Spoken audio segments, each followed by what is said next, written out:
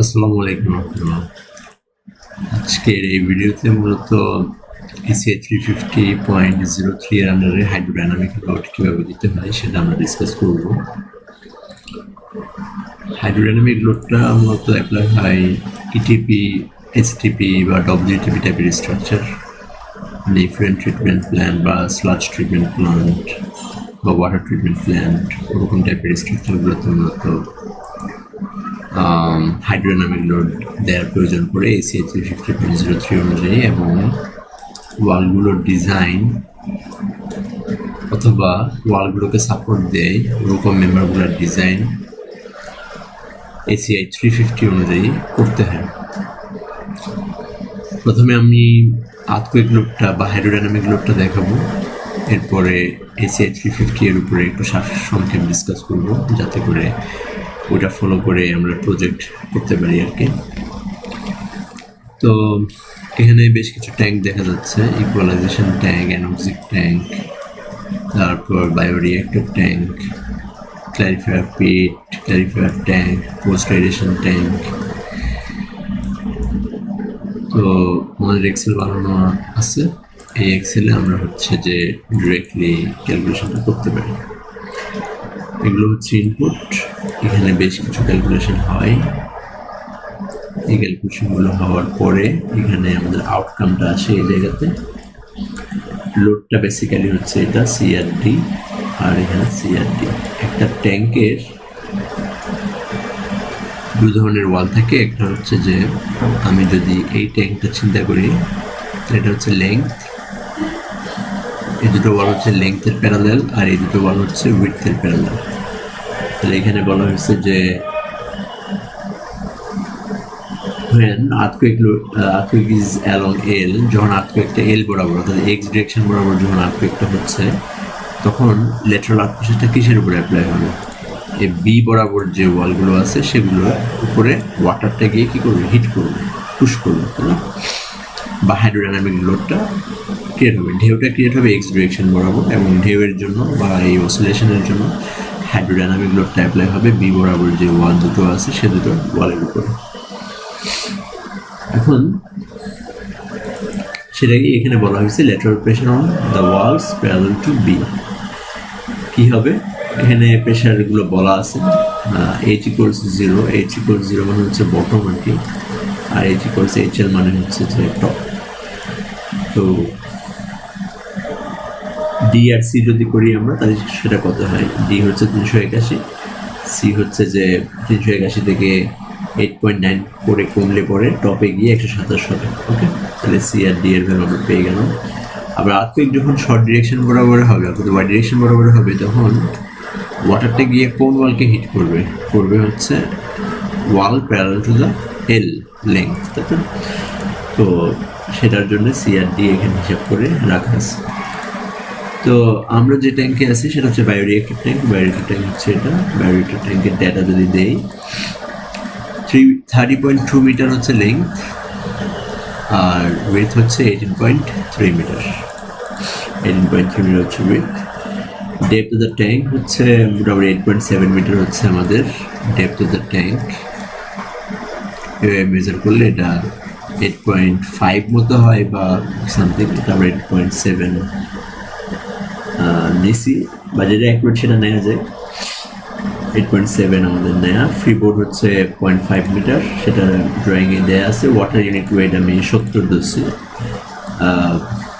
মানে effluent treatment প্ল্যান্টে যেহেতু এখানে স্লাজ থাকে বা বিভিন্ন ডিজলভ সলিডস বা টোটালি থাকে না, টিএসএস আর টিডিএস কি জানি এসব আইটেম থাকে, টোটালি ডিজলভ সলিডস, টোটালি তারপর সাসপেন্ডেড সলিড বিভিন্ন কিছু থাকে, এগুলো মিলিয়ে হচ্ছে যে ইউনিট ওয়েটটা কিছুটা বাড়ে। এটা 70 এর নিচে থাকে। 62.4 তো হচ্ছে ক্লিয়ার ওয়াটারের ইউনিট ওয়েট, আর এরকম ময়লাওয়ালা ওয়াটারের ইউনিট ওয়েট একটু বেশি হইতে পারে, সেটা 65-68 এরকম হয়। 70 হচ্ছে যে মোটামুটি হাই আর কি, 70 ধরা যেতে পারে।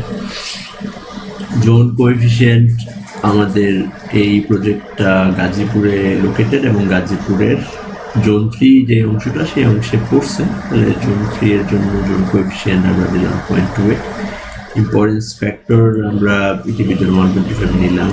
ইম্পালসিভ রেসপন্স ফ্যাক্টর এটা অ্যাকচুয়ালি ACI 350 থেকে নিতে হয়, সেটা এই টেবিল থেকে আসে, রেসপন্স মডিফিকেশন ফ্যাক্টর। যদি এই RI দুরকম হয়, একটা হচ্ছে যদি অ্যাবাভ গ্রেড হয় তাহলে একরকম ভ্যালু হয়, আর বারিড হলে আরেক রকম ভ্যালু হয়। আমাদেরটা হলো half buried, half above the grade. Half buried না আসলে 40% হচ্ছে বারিড আর 60% হচ্ছে অ্যাবাভ দ্য গ্রেড। ওকে, সেকশনে যদি দেখি এখান থেকে আমরা দেখতে পাবো এক্সিস্টিং রোড লেভেল হচ্ছে এটা 40%ও নাম হচ্ছে এটা 20% হচ্ছে যে বারিড, 80% হচ্ছে যে above the grade.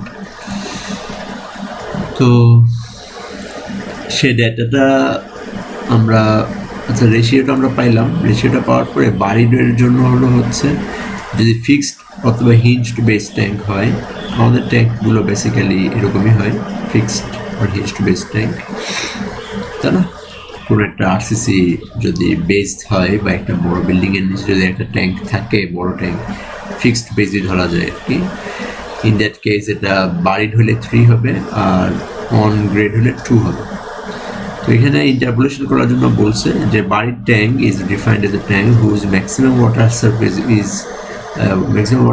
Surface at rest is at or below ground level. For partially buried tanks, the RI value may be linearly interpolated between that shown for tanks on grade or for buried tanks.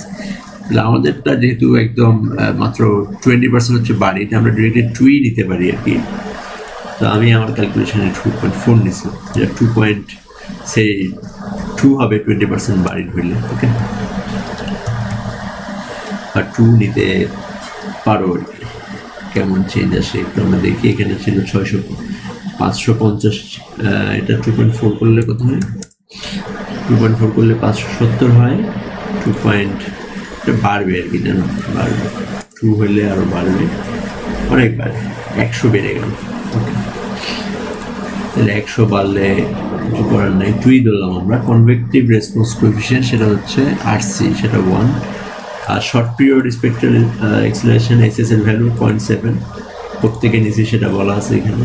এক second S1 এর value হচ্ছে যে spectral acceleration 0.28। Side coefficient soil যদি আমাদের SC হয় classification, তাহলে 1.15, 1.725। এসব data দেওয়ার পরে এখানে চলে আসে অটোমেটিক্যালি। তাহলে আমরা বায়োরিয়েক্টর ট্যাঙ্কে যাই এবং ওখানে লোডটা অ্যাপ্লাই করি। এটা হচ্ছে আমাদের বায়োরিয়েক্টর ট্যাঙ্কটা। এখন এখানে এটা এই ফর্মুলা দিয়ে হচ্ছে যে এখানে বিভিন্ন ফোর্স আসে আর কি। এটা হচ্ছে যে ইম্পালসিভ ফোর্স আসে ট্যাঙ্কের তলায় কত, ট্যাঙ্কের টপে কত, তারপর কনভেক্টিভ ফোর্স আসে ট্যাঙ্কের তলায় কত, হ্যাঁ, তারপর ট্যাঙ্কের বটমে কত, তারপরে pressure due to vertical acceleration নামে একটা আসে, সেটা PVY, এই যে এটা PVY, pressure due to vertical acceleration.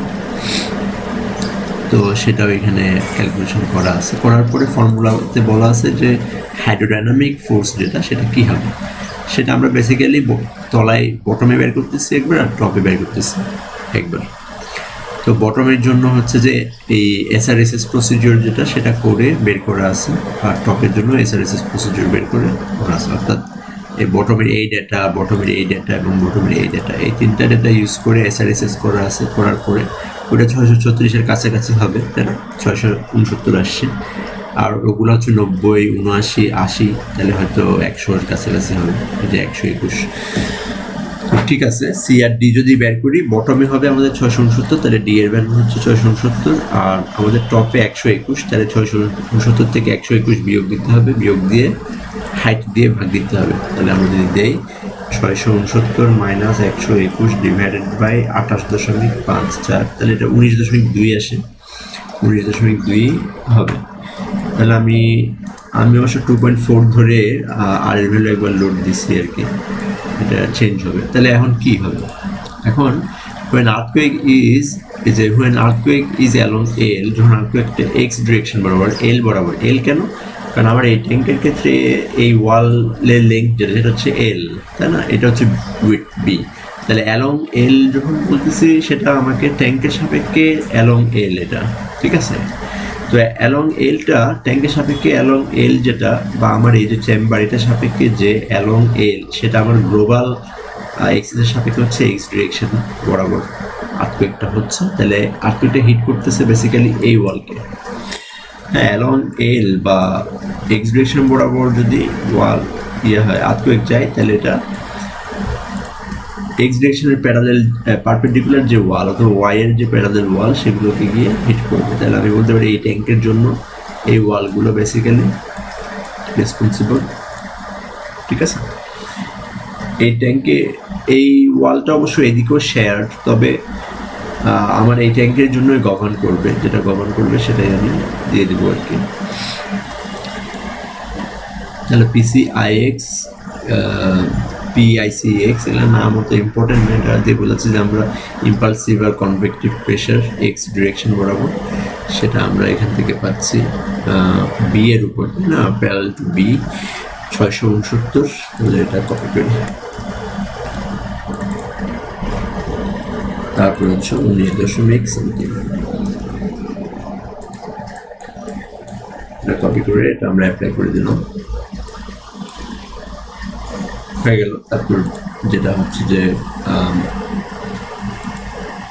এই যে আর্থকুয়েক যখন বি বরাবর যাবে বা ওয়াই ডিরেকশন বরাবর যাবে, তখন এই যে ওয়ালগুলো এগুলোকে কি পরিমাণ প্রেশার অ্যাপ্লাই করবে, হাইড্রোডাইনামিক প্রেশার, সেটা আমরা এখন বসায় নিব। এটা চেঞ্জ হবে, এটা ওয়াই হবে আর এটা ওয়াই হবে, আর এখানে গিয়ে এটা 645 হবে, প্রায় কাছাকাছি রাখা যায়, ওইটাও দিয়ে দেওয়া যায় আর কি, সমস্যা নেই। লোডটা অ্যাপ্লাই করে দিলাম। তো এই ট্যাঙ্কটাই তাতেই আসলে বেশি লম্বা, তো এটাই গভর্ন করবে আর কি, এখানে ট্যাঙ্কের লোডটা সব কিছু বেশি আসবে, যাকে এভাবে অন্য ট্যাঙ্কগুলোতেও হচ্ছে যে দিতে হবে। তো সবগুলো চেম্বারের জন্য বের করে প্রতিটা চেম্বারের জন্য আলাদা আলাদা দেয়া যায়, অথবা একটু কনজারভেটিভলিও দেওয়া যায়। কনজারভেটিভ না দেওয়াই ভালো, কারণ এটা 650, তো ছোটো ট্যাঙ্ক হইলে পরে সেটা কমে যাবে। যেমন ইকুয়ালাইজেশন ট্যাঙ্ক, যেটা ইকুয়ালাইজেশন ট্যাঙ্ক প্রবলেম এই ড্রয়িং নিয়ে দেখাই, ড্রয়িং নিয়ে ইকুয়ালাইজেশন ট্যাঙ্ক হচ্ছে এই জায়গায়, এটার উইডথ হচ্ছে মানে লেংথ হচ্ছে যে এই ট্যাঙ্কের সমান, এই ট্যাঙ্কের উইডথের সমান হচ্ছে এই ট্যাঙ্কের লেংথ, হ্যাঁ, আর এই ট্যাঙ্কের উইডথ হচ্ছে কম। ওকে, ট্যাঙ্কের অ্যারেঞ্জমেন্ট অনুযায়ী লেংথ আর উইডথ এক এক ট্যাঙ্কের মানে এক এক ডিরেকশনে হবে, এক্স আর ওয়াই ডিরেকশন চেঞ্জ হবে। ইকুয়ালাইজেশন ট্যাঙ্কের ক্ষেত্রে আমার লেংথ হচ্ছে 60 ফিট আর উইডথ হচ্ছে 20 ফিট 22 ফিট, এটা আমার 2 হচ্ছে, 2 হলে পরে এটা আমার প্রেশারটা 645 যেটা, সেটা 645 কাছাকাছি আছে। অর্থাৎ যখন লেংথ বরাবর আর্থকুয়েক আসবে, অর্থাৎ লেংথ বরাবর মানে হচ্ছে তখন ওয়াই বরাবর যখন আর্থকুয়েক আসবে, তখন এই যে শর্ট ওয়াল যেগুলো, শর্ট লেংথের ওয়াল বা বি এর প্যারালাল যে ওয়াল, সেগুলোতে লোডটা অ্যাপ্লাই হচ্ছে বেশি, 645। সেটা আমি অবশ্য 2.4 এর সাপেক্ষে দিয়ে রাখছি, সেটা 550 ছিল আর কি, এটা 100 বেড়ে গেছে। আমি 100 পিসি ওয়াই হবে এটা, হ্যাঁ ওয়াই কেন, কারণ এটা এই ওয়ালটা ওয়াই এর পারপেন্ডিকুলার, তাই না, ওয়াই ডিরেকশন আর্থকুয়েক আসলে তো হচ্ছে এই ওয়ালে হাইড্রোডাইনামিক লোডটা অ্যাপ্লাই হবে, তাই না। আর সি এর ভ্যালুটা আমি কাছাকাছি দেখতে পাচ্ছি, সমস্যা নেই, দিয়ে দিই। তাহলে এটা ঠিক আছে। বাট যখন হচ্ছে আমি lateral pressure on the walls parallel to L, এই ট্যাঙ্কের জন্য এল হচ্ছে এগুলো, তাই না, প্যারালাল টু এল হচ্ছে এগুলো, তাহলে এগুলোতে প্রেশার হচ্ছে কম। আমি যদি 645 দিই, তাহলে এখানে ওভার লোড অ্যাপ্লাই হবে, তো সেটা চাইলে দেওয়া যায়, না দেওয়া যায়। আমি আগে দিয়েছিলাম 347, সেটা এখন বেড়ে 395 হচ্ছে। এটা আমাকে চেঞ্জ করে পিসি এক্স করে নিতে হবে, যেহেতু আর্থকুয়েকটা এক্স বরাবর। এটা করার পরে 8.8 করতে হবে, করে এটাকে অ্যাপ্লাই করতে হবে। তো এইভাবে করে সবগুলো ট্যাঙ্কের বলে লোডটা দিতে হবে। তো খেয়াল রাখতে হবে পিসিআইএক্স এবং পিসিআইওয়াই পি মানে যাই বলি আর কি, হাইড্রোডাইনামিক এক্স এবং হাইড্রোডাইনামিক ওয়াই যে লোডগুলো, সেগুলো একবার লেংথ মানে অ্যালং দ্য লেংথ ওয়ালের উপর পড়বে, একবার অ্যালং দ্য উইথ ওয়ালের উপর পড়বে। সো সেটা নিয়ে কনফিউজড হয়ে লাভ নেই, বুঝতে হবে যে along the length of the wall যখন আর্থকুয়েক হচ্ছে সেটা কি এক্স না ওয়াই, এক্স ডিরেকশন না ওয়াই ডিরেকশন। যদি অ্যালং দ্য লেংথ, এই ট্যাঙ্কের জন্য অ্যালং দ্য লেংথ আর্থকুয়েক আসা মানে হচ্ছে এক্স ডিরেকশন বরাবর আর্থকুয়েক আসা, তাহলে আমি যখন এই ওয়ালে লোড দিব তখন এক্স এর আন্ডারে দিব, যখন এই ওয়ালে লোড দিব তখন ওয়াই এর আন্ডারে লোড দিব এবং ডিরেকশনটাও চেঞ্জ করবো। কিন্তু আমি যখন আবার এই ট্যাঙ্কে আসবো তখন আমার লেংথ হচ্ছে এটা, তাহলে along the length of the wall যখন আর্থকুয়েক হবে তখন সেটা হচ্ছে ওয়াই ডিরেকশন বরাবর আর্থকুয়েক। ওয়াই ডিরেকশন বরাবর আর্থকুয়েকের জন্য আমি লোড দিব হচ্ছে এই ওয়ালগুলোর উপরে, এবং যখন along the with of the tank earthquake আসবে তখন আর্থকুয়েকটা এক্স ডিরেকশন বরাবর যাবে, যাওয়ার সময় সেটা লেংথ এর প্যারালাল যে ওয়াল আছে বা এক্স এর পারপেন্ডিকুলার যে ওয়াল আছে সেটাকে হিট করবে। এভাবে করে লোডগুলো দিতে হবে। তো বোঝা যাচ্ছে যে এখানে ওয়াটারের প্রেশার ছিল এই ওয়ালে, আমি যদি দেখি ওয়াটারের প্রেশার ফ্লুইডের আছে হচ্ছে যে 1781 পাউন্ড, তাই না, পার স্কোয়ার ফিট বটমে, সেটার সাথে 645 এখানে অ্যাড হচ্ছে বা কিছু হবে, তাহলে প্রায় 1780টা বেড়ে অনেকটুকু হয়েছে না, অনেক হয়েছে, প্রায় ইট মে বি কত 2400 মতো তো হলো, প্রায় 2420-25 মতো হবে। তো এটার জন্য ওয়াল ডিজাইনের উপরে ভালোই ইফেক্ট পড়ে আর কি। তো আমাদেরকে এভাবে লোকগুলো দিয়ে ডিজাইনটা করতে হবে।